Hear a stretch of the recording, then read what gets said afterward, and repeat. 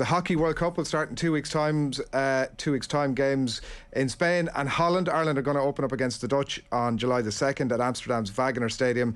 Then on to play Chile 3 days later and Germany the day after that. 5 uncapped players have made the Ireland squad, and one of our heroes from the 2018 World Cup is back and hoping for more of the same. With us in studio this morning, Roisin Upton. Good morning to you. Thanks for having me. Thanks a million for coming in.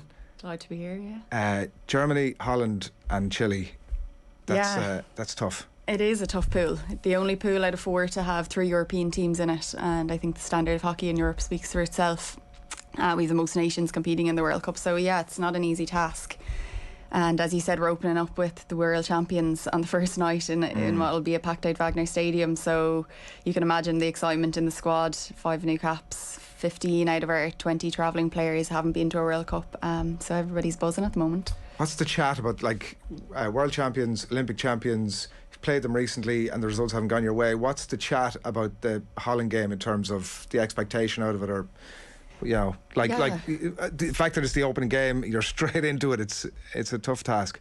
I suppose we've actually been having a lot of discussion about it recently. So it's our 3rd major tournament back to back, and we're just wanting to learn all the time. How did we approach the World Cup in 2018 versus how we approached the Olympics, versus now with a completely new, inexperienced group in many ways, how we're going to approach it. And the only thing we've been talking about is one game at a time, and that if we perform to our ability, you don't really know what's going to happen. So we're chasing performances. Obviously you want results at the World Cup, you want to progress through the stages, but as you said, it's no easy task first game against the Dutch. But I think I can count on one hand the amount of times I've played the Dutch in my career, so definitely you want to play looking against the best. And the fact that it's the first night almost is nearly a good thing, in the sense that they're coming cold into it. Huge expectation given what they have in the bank, and the fact that they're at home and it's the opening night.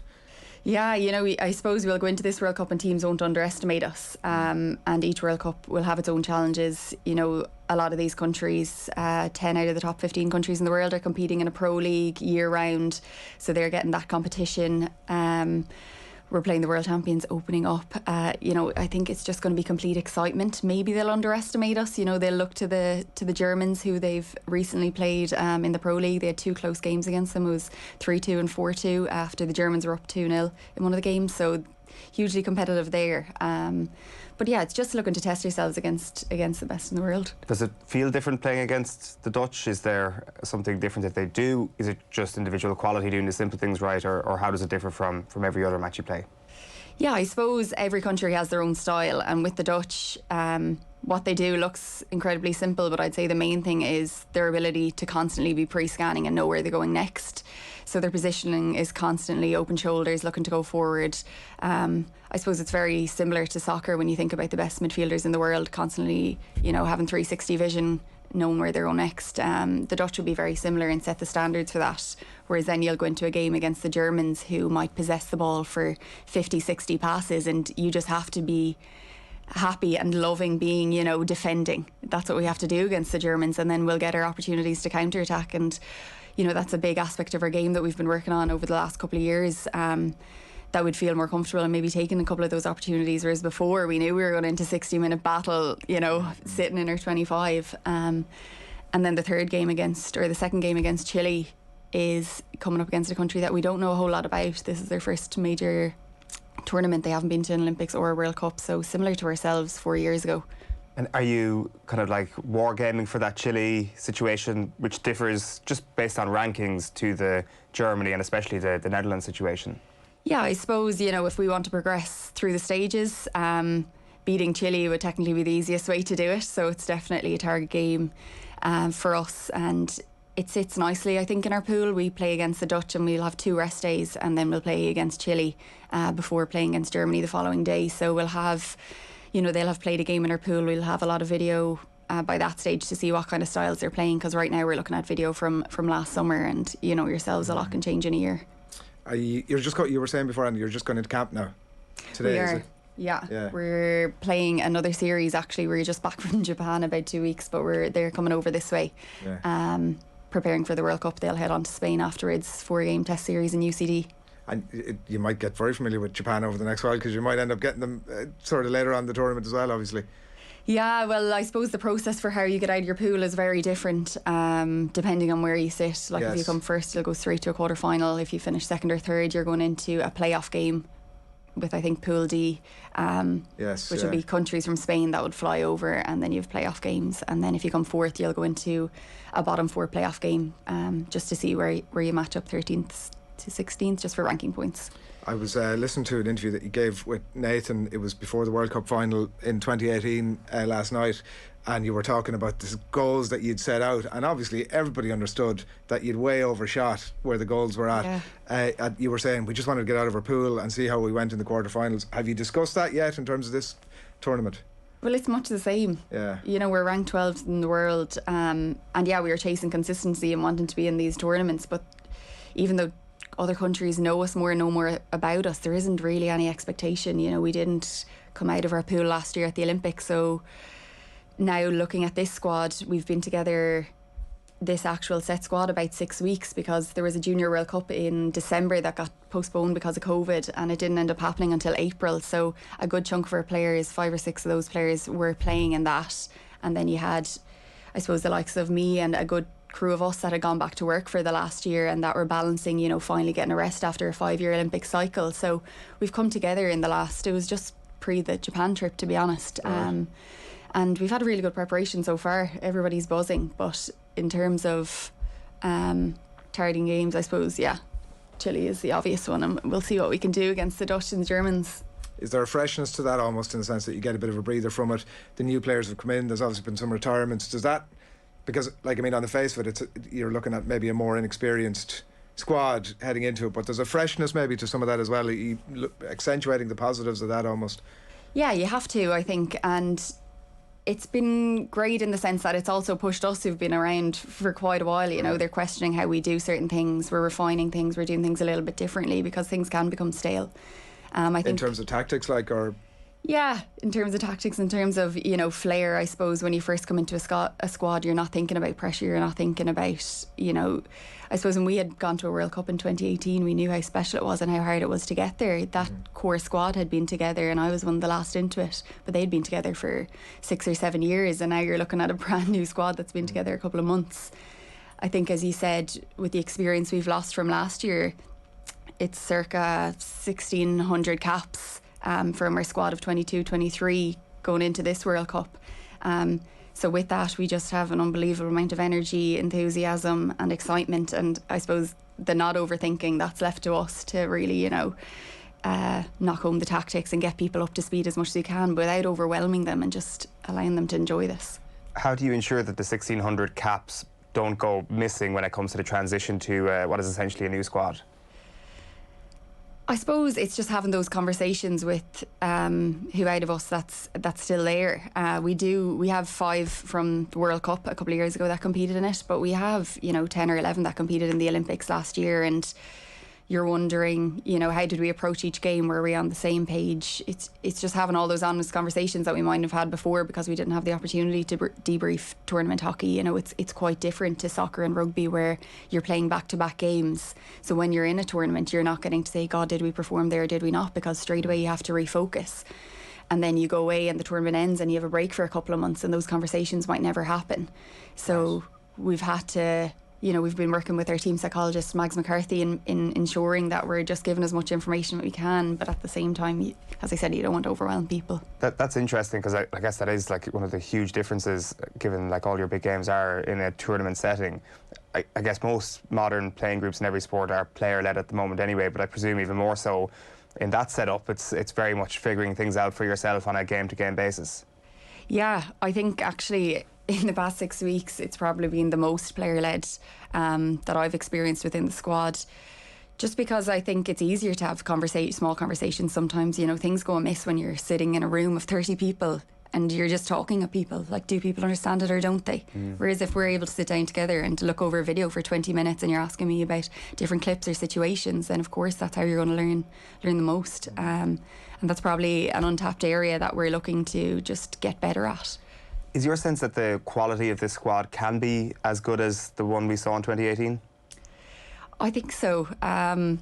Myself and Katie Mullen, the captain, were only chatting about it recently, that it would actually be very exciting if this squad got to play against the one from 4 years ago, just because with our new head coach, he's from Australia, Sean Dancer, and he's bringing more of an attacking style to how we're trying to play. And, you know, don't get me wrong, we're not the Dutch or the Argentinians, but instead of just building off our defence, we're hoping to hang on to the ball for longer phases. You're hoping to play more than just a long ball game, actually, you know, gain a bit of territory and put other teams under pressure. So I think we've had a few strings to our bow in that sense. So yeah, it'd be a good match. Who would win? Sure, I'd have to back the team now. You have no choice at the minute. That's non-negotiable. And because it's a similar conversation that's been happening around the Irish football team in terms of that, you know, trying to play a bit of football and having that attacking thing. And you don't necessarily, I know, like obviously it's been bits of criticism of the team over the last while, but they actually haven't been that bad defensively. You don't necessarily have to give up a huge amount defensively to add that attacking stuff in. Has it come seamlessly enough, or have you found that if we're giving a bit more here, we're losing a bit over here, and we just have to accept that? I think where we might lose some defensive focus might be in training, because we mightn't be doing as many defensive drills where it's chaos and, you know, it's 5v8 and you're in deep defence and, you know, there's balls being thrown everywhere and you don't have time to set up and it's unstructured. So we mightn't have focused on that as much. But we're hoping that we bring that as part of being Irish, as part of that, you know, pride in your defence. So I suppose that on the flip side, we've done a lot more counter-attacking hockey. You know, I suppose small-sided games in a room like this where you're 1-on-4 and you're trying to hold on to the ball, getting your eyes up earlier, pre-scanning, knowing where you're going next. All those things have been really important. But I suppose you can always set your defence that little bit higher, you know, so instead of just I suppose collapsing back into our own half, we're looking to get out and get into teams' faces a bit more and just be more aggressive. Have you found your own role? You mentioned there about like the maybe more player-driven side of it. Have you found, like 4 years down the line, that your own role or your own voice has become a little bit more like almost in, you know, supporting Katie? Or how have you found that? How have you found your role within the team, not in the playing side but in the leadership bit or the speaking bit? How has that developed over the last 4 years? Yeah, I suppose on the pitch I would say much the same.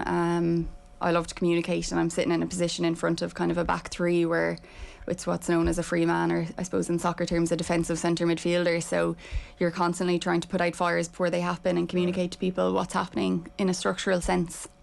But I suppose off the pitch, definitely, I've probably found my voice a bit more, feel a bit more confident.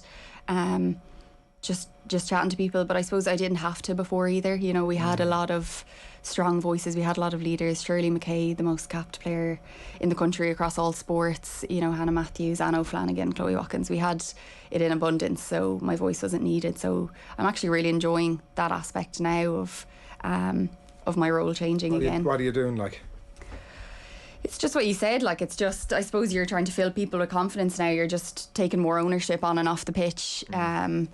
We have a leadership group of 4 of us, and you're just trying to share the load as much as we can and be as player driven, whether it's us setting up meetings and not being led by coaches, you know, coming with our own clips, debriefing. It's us, you know, setting up Zooms midweek when we aren't together in Abbottstown in camp, just trying to do all the extra things, especially in the last 6 weeks, because, you know, we have 6 weeks to prepare for a World Cup in some senses, and I know a lot of countries will actually, and we've taken positives from it, will be in the same boat, because when you come off the back of a 5-year Olympic cycle, you know, and you've 1 year to prepare for a World Cup, there's a lot of balls in the air and squads have changed, and as I said, people are gone back to work and doing different things, deciding will they continue retirement. So it's been a hectic 6 weeks, but you can imagine the excitement with 15 people going to their first World Cup. Can I just ask that what you said a moment ago about, you know, trying to tap into that Irish thing of work ethic and putting them under pressure or whatever it may be. What do you talk about when you're having those conversations in camp, when you're talking about the Irish attributes that you might be able to bring to the pitch? I suppose we're frequently talking about winning games is about not conceding goals. You know, and if we're going to concede goals, then we're going to have to score more than the opposition, and it's literally as simple as that. So, you know we aren't necessarily a 5-goal scoring team right now. You know, we're not going to go out and beat teams 4 or 5-0, but we can beat a team 1-0 or we can beat a team 2-1. And, you know, if we're defensively resound, that we need to get energy from that. You know, I suppose it's a mindset shift to feeling, God, we haven't had possession, and the Germans will do it to you, where you're under the cot for 20 minutes and you haven't got the ball back. And, you know, you can either sink into yourselves and keep collapsing and collapsing and defending your circle, and, you know, the pressure is loading on your shoulders.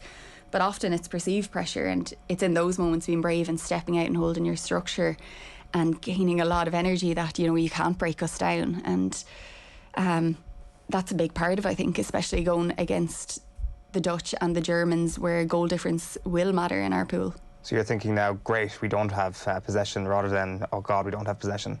You have to, don't you? Because it's the reality. You know, if you're going to go into a game and think otherwise, you're going to be quite misled, you know. So we have to face the reality of the situation. You're playing against two of the top 5 teams in the world. The Dutch are first and Germany are 5th. So we need to prepare, and a good performance against Chile, Holland and Germany at this World Cup will look completely different. Will you speak about 2018 over the next little while, or are you just like, that's done, we'll come back to it again and we'll luxuriate in that for the years to come, but let's forget about that for now? Or are you trying to tap into some of that spirit and bring it into the room almost? No, I think, you know, that's very much retirement conversations. I don't know if it's probably sank in for any of us until you stop playing.